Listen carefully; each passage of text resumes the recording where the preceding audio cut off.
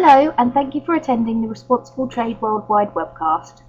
Today we'll be summarising our series of webcasts and taking a look at organisational culture, offering insight and guidance on how to tackle the associated issues in your workplace. Today's webcast will be presented by our General Manager, Robert Purse. Robert has an extensive experience in HR and a keen interest in metrics. So it's at this point I'm going to hand over to Robert, who's going to talk us through how to manage organisational culture.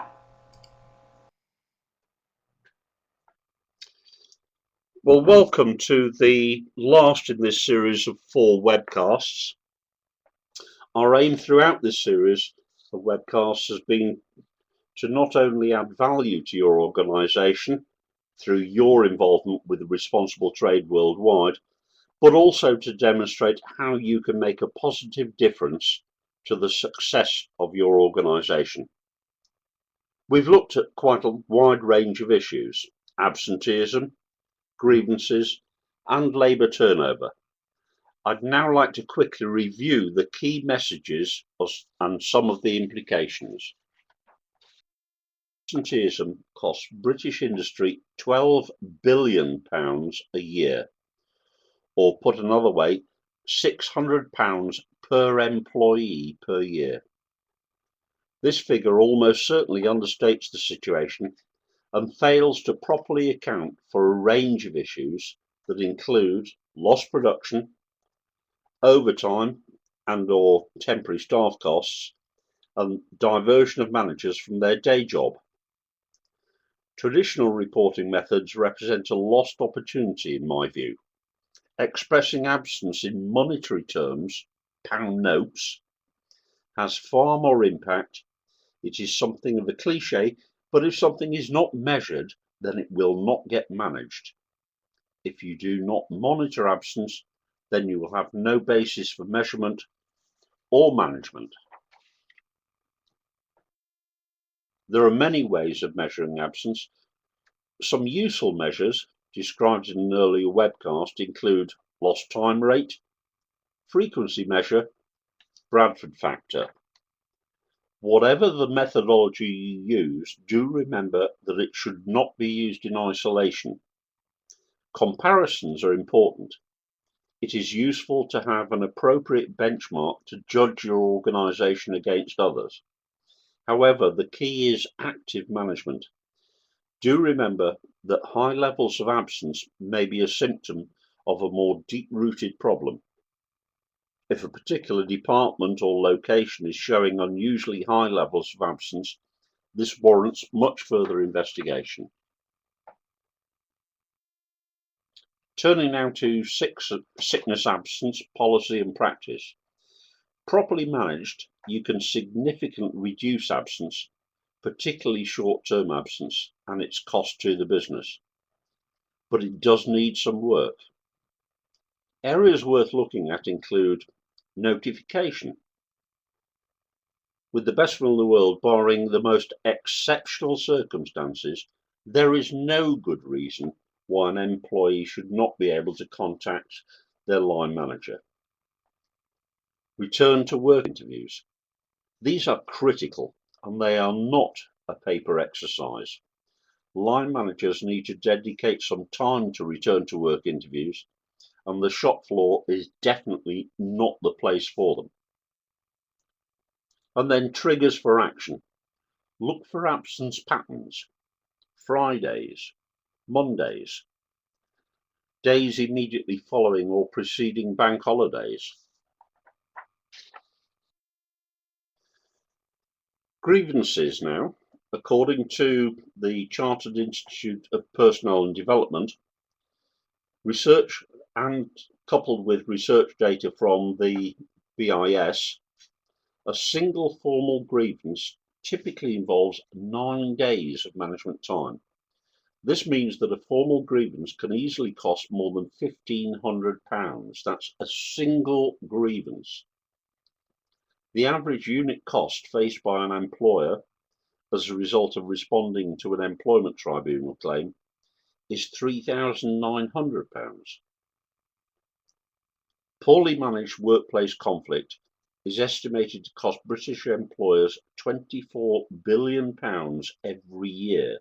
This is double the headline cost of absenteeism.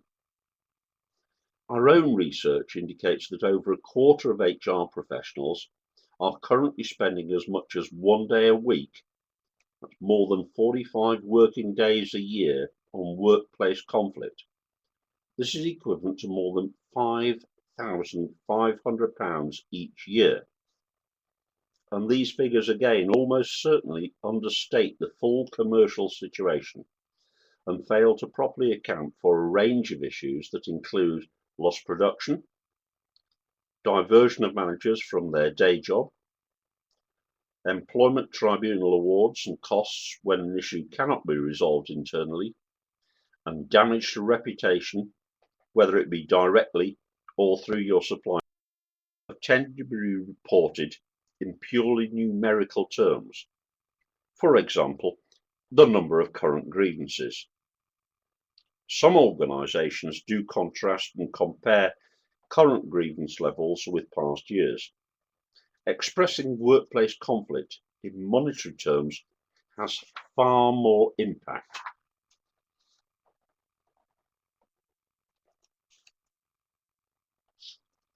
Labour turnover is expensive. The average cost of recruiting an employee in the UK is around £5,300. But this figure in itself is not particularly helpful. The actual cost can be as low as £1,500, but for a middle or senior manager, it can easily be well in excess of £8,000. The direct costs of recruitment are important, but there are other very significant issues that need to be considered. Lost production is one. Increased production costs, for example, the use of overtime to cover staff shortages. Increased costs of training replacement employees. Loss of know-how and customer goodwill. Potential loss of sales. For example, if there is a high level of turnover among the sales force, and the damage that may be done to morale and productivity, which is an intangible but potentially very significant cost.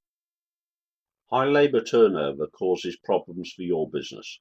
It is costly, it lowers productivity and morale, and it tends to get worse if it's not dealt with.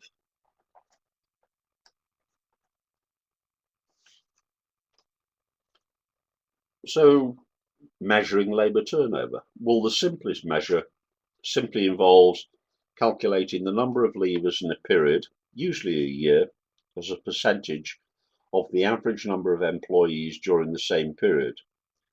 This is known as the separation rate or crude wastage rate. An alternative and more meaningful calculation of labour turnover is known as the stability index. This illustrates the extent to which the experienced workforce is being retained. Labour turnover will vary between different groups of employees, and measurement is more useful if it is broken down by department, by section or worksite, or indeed according to such factors as length of service, age, gender or occupation. This also helps you to identify those departments or locations where there may be a particular problem.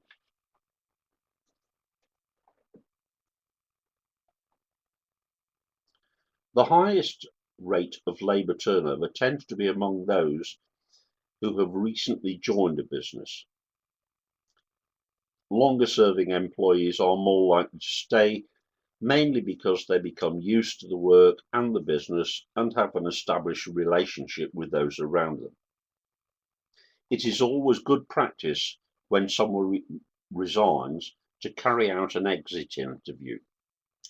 Establishing the true reasons for someone deciding to leave, which may not be the reason given in a resignation letter, can often provide useful information that may enable you to both improve your employment brand and reduce your costs.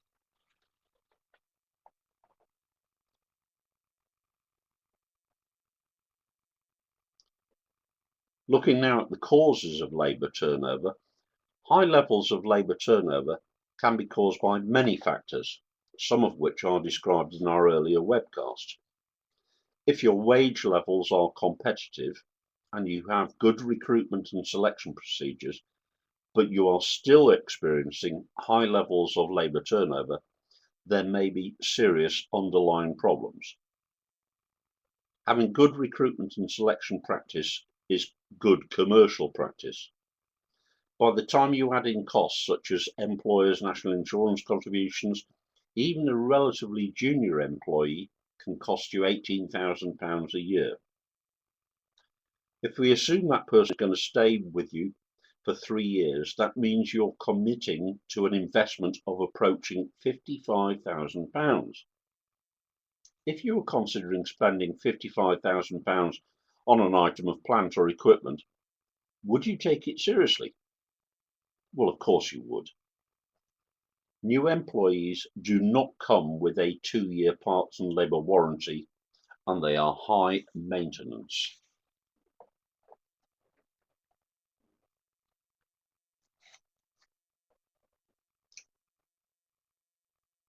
There are some benefits of labour turnover. Some level of labour turnover is important to bring new ideas, new skills, and enthusiasm to the labour force. A natural level of labour turnover can be a way in which a business can slowly reduce its workforce without having to resort to compulsory or voluntary redundancies. Managed labour turnover links directly with talent management, which, to use Jim Collins' analogy, is about getting the right people on the bus, the wrong people off the bus, and the right people in the right seats.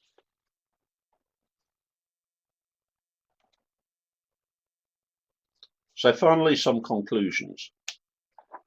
I do hope that this series of webcasts has demonstrated the importance of monitoring and managing absenteeism, grievances, and labour turnover. As managers, we all have a duty to manage all of the assets under our control, and that particularly includes our people. They really are our greatest asset, but they are also potentially our greatest risk. If your organisation is experiencing problems in more than one of the areas mentioned, it is almost certain that you have some serious underlying problems. Protect your business. Take action now, because tomorrow may be too late.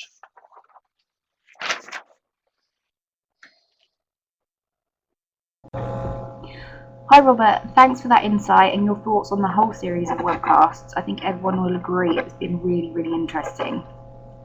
Thank you all again for your time today, but before we go, just to remind you about our full set of webcasts that you can find on our website, where we've been taking a look at organisational culture, organisational conflict, short-term absenteeism, and staff turnover. Thank you again for your time. We look forward to speaking with you soon.